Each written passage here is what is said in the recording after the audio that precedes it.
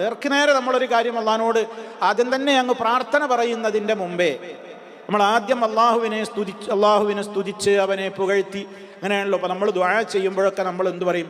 അൽഹംദുലില്ലാഹി റബ്ബിൽ ആലമീൻ എന്നൊക്കെ നമ്മൾ ചുരുങ്ങിയ നിലക്ക് പറയും. എന്നിട്ട് അല്ലാഹുമ്മ സ്വല്ലി അലാ മുഹമ്മദിൻ വഅലാ ആലി മുഹമ്മദ് എന്ന് നമ്മൾ സ്വലാത്ത് ചൊല്ലും. എന്നിട്ടാണ് നമ്മൾ അല്ലാഹുമ്മ ഗ്ഫിർലി ദംബി കുല്ലഹു എന്നൊക്കെ പറഞ്ഞ് നമ്മുടെ ആവശ്യങ്ങൾ ദുന്യവിയും ഉഖറവിയുമായ കാര്യങ്ങൾക്ക് വേണ്ടി പ്രാർത്ഥിക്കാറുള്ളത്. അതാണ് അതിൻ്റെ ഒരു അദബ്. എന്നാൽ ഇതൊന്നും ചൊല്ലാതെ ഒരാൾ പ്രാർത്ഥിച്ചാൽ അത് തെറ്റൊന്നുമല്ല.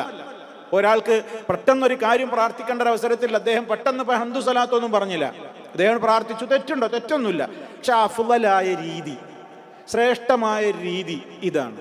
നമ്മൾ അള്ളാഹുവിനെ പുകഴ്ത്തി നബി സല്ലല്ലാഹു അലൈഹി വസല്ലമിൻ്റെ മേൽ സ്വലാത്തും ഉരുവിട്ട് ശേഷം നമ്മുടെ കാര്യം ഉദ്ദേശിക്കുന്നത് പ്രാർത്ഥിക്കുക എന്നുള്ളതാണ് പ്രാർത്ഥനയുടെ അഫ്ളലായ ഒരു രീതി എന്നാണ് ഇവിടെ നബി സല്ലല്ലാഹു അലൈഹി വസല്ലം പഠിപ്പിക്കുന്നത്.